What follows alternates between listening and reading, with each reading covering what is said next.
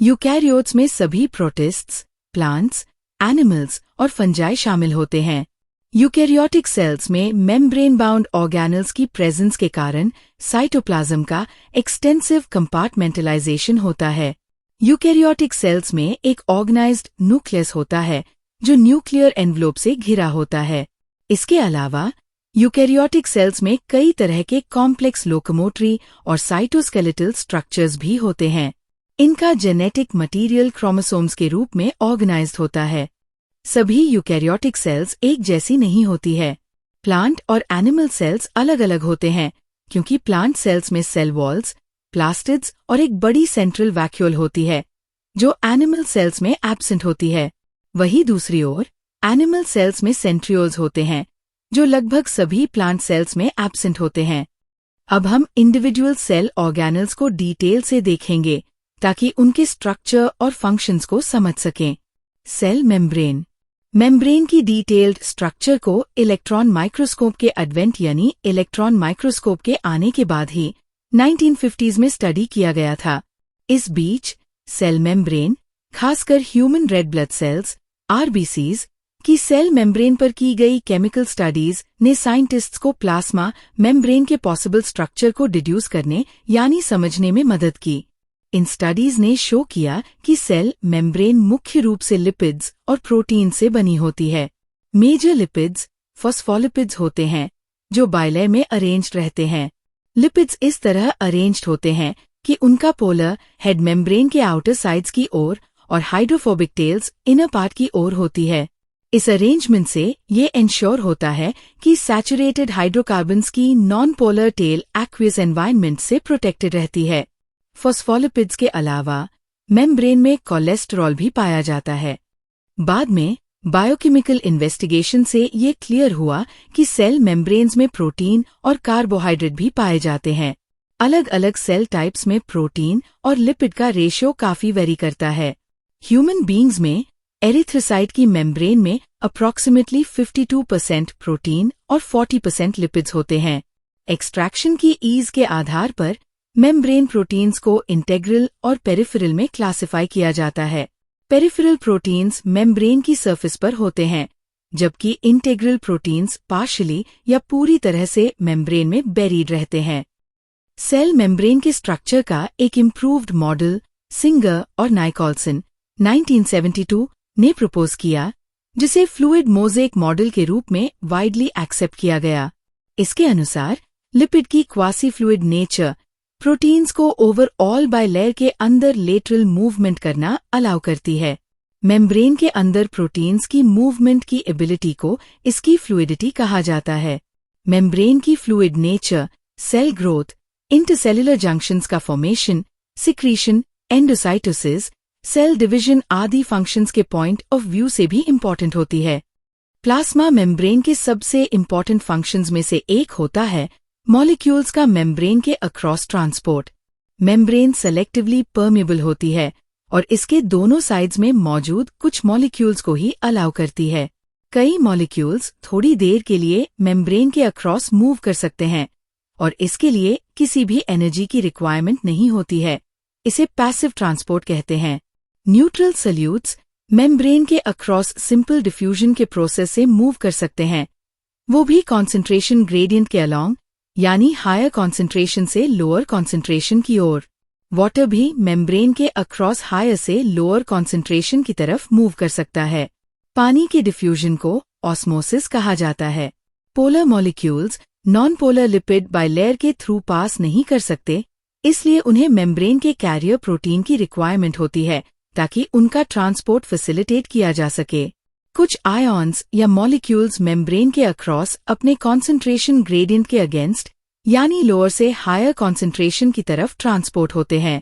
ऐसा ट्रांसपोर्ट एक energy dependent process होता है जिसमें एटीपी का यूज होता है और इसे एक्टिव ट्रांसपोर्ट कहते हैं। For example sodium potassium pump. Cell wall, जैसा कि आपने पढ़ा होगा, एक नॉन लिविंग रिजिड स्ट्रक्चर जिसे सेल वॉल कहते हैं, वो फंजाई और प्लांट्स के प्लाज्मा मेम्ब्रेन के बाहर की कवरिंग बनाता है। सेल वॉल न सिर्फ सेल को शेप देती है और उसे मैकेनिकल डैमेज और इन्फेक्शन से प्रोटेक्ट करती है, बल्कि ये सेल टू सेल इंटरैक्शन में भी हेल्प करती है और अनडिजायरेबल मैक्रोमोलिक्यूल्स के लिए बैरियर का काम भी करती है। एल्गी में सेल वॉल, सेल्यूलोज, गैलेक्टिन्स, मनन्स और कैल्शियम कार्बोनेट जैसे मिनरल से बनी होती है, जबकि अन्य प्लांट्स में ये सेल्यूलोज, हेमिसेल्यूलोज, पेक्टिन्स और प्रोटीन से बनी होती है। यंग प्लांट सेल की सेल वॉल, जिसे प्राइमरी वॉल कहते हैं, ग्रोथ के लिए कैपेबल होती है, लेकिन जैसे जैसे सेल मैच्योर होती है, प्राइमरी वॉल धीरे धीरे डिमिनिश हो जाती है और फिर सेकेंडरी वॉल सेल के इनर साइड यानी मेम्ब्रेन की तरफ बन जाती है। मिडिल लैमेला एक लेयर होती है जो मेन कैल्शियम पेक्टेट से बनी होती है और ये नेबरिंग प्लांट सेल्स को एक साथ होल्ड या ग्लू करती है। सेल वॉल और मिडिल लैमेले को प्लेस्मोडेस्माटा नाम के स्ट्रक्चर्स ट्रैवर्स कर सकते हैं, जो नेबरिंग सेल्स के साइटोप्लाज्म को आपस में कनेक्ट करते हैं। Endomembrane system. भले ही हर मेम्ब्रेनस ऑर्गेनेल अपनी स्ट्रक्चर और फंक्शन के हिसाब से डिस्टिंक्ट होता है, लेकिन इनमें से कई को एक साथ एंडोमेम्ब्रेन सिस्टम के रूप में कंसिडर किया जाता है क्योंकि इनके फंक्शंस आपस में कोऑर्डिनेटेड होते हैं। एंडोमेम्ब्रेन सिस्टम में endoplasmic reticulum, ER, Golgi complex, lysosomes और वैक्यूल्स शामिल होते हैं। क्योंकि माइटोकॉन्ड्रिया, क्लोरोप्लास्ट और पेरोक्साइजोम्स के फंक्शंस ऊपर बताए गए कंपोनेंट्स के फंक्शंस के साथ कोऑर्डिनेटेड नहीं होते, इसलिए इन्हें एंडोमेम्ब्रेन सिस्टम का हिस्सा नहीं माना जाता। The endoplasmic reticulum, ER। Electron microscopic studies ने यूकैरियोटिक सेल्स के अंदर एक नेटवर्क या रेटिकुलम रिवील किया है, जिसमें छोटे ट्यूबुलर स्ट्रक्चर्स साइटोप्लाज्म में स्कैटर्ड रहते हैं, जिसे एंडोप्लाज्मिक रेटिकुलम, ER, कहते हैं। इसलिए ER इंट्रासेल्युलर स्पेस को दो डिस्टिंक्ट कंपार्टमेंट्स में डिवाइड करता है, ल्यूमिनल कंपार्टमेंट इनसाइड ER और एक्स्ट्राल्यूमिनल कंपार्टमेंट यानी साइटोप्लाज्म। ER के आउटर सरफेस पर अक्सर राइबोसोम्स अटैच्ड होते हैं। वो एंडोप्लाज्मिक रेटिकुलम, जिसके सरफेस पर राइबोसोम्स होते हैं, उसे रफ एंडोप्लाज्मिक रेटिकुलम, RER, कहते हैं।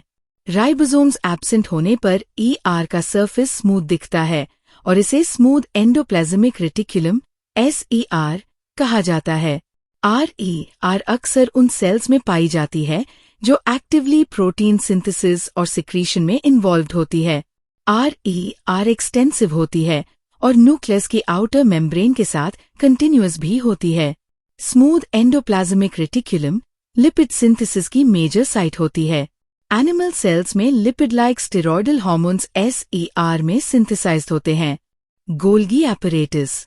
कैमिलो गोल्गी 1898 ने सबसे पहले न्यूक्लियस के पास कुछ densely stained reticular structures observe किए।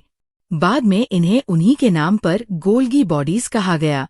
ये कई फ्लैट, डिस्क शेप्ड सैक्स या सिस्टने से बने होते हैं, जिनका डायामीटर 0.5 माइक्रोमीटर से 1.0 माइक्रोमीटर्स तक होता है।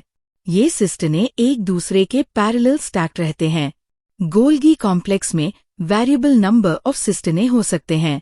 गोल्गी सिस्टने न्यूक्लियस के पास कंसेंट्रिकली अरेंज रहते हैं, जिनमें एक डिस्टिंक्ट कॉन्वेक्स सिस फेस या फॉर्मिंग फेस और कॉन्केव ट्रांस फेस या मैच्योरिंग फेस होता है।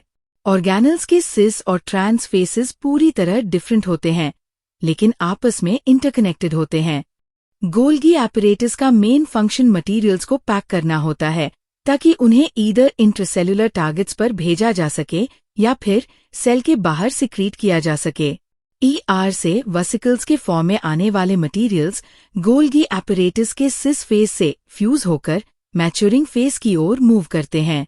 यही रीजन है कि गोल्गी एपरेटस एंडोप्लाज्मिक रेटिकुलम के साथ क्लोज एसोसिएशन में रहता है।